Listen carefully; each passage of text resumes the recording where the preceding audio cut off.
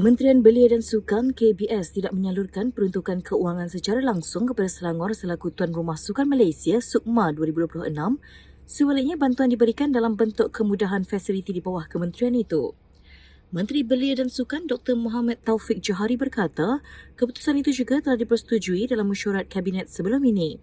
Dengan keyakinan diberikan buat jawatan kuasa pelaksana SUKMA ke-22 dan para SUKMA Selangor 2026 untuk mengendalikan tamasya berkenaan.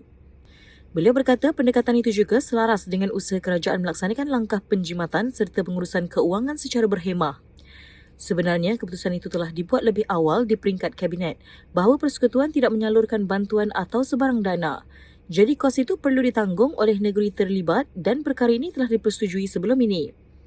Namun kita tetap memberikan bantuan dalam aspek lain, misalnya Selangor boleh menggunakan fasiliti milik persekutuan dan kita akan memberi keringanan dari segi penggunaan fasiliti tersebut. Ada beberapa fasiliti diberikan secara percuma termasuk tempat dan kemudahan tertentu, katanya ketika ditemui bernama.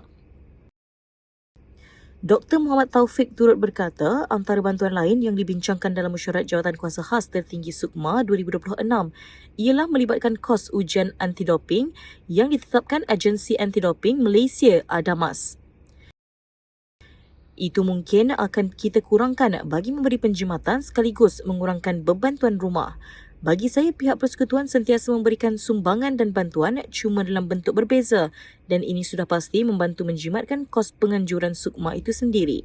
Ujarnya lagi di petik media perpaduan.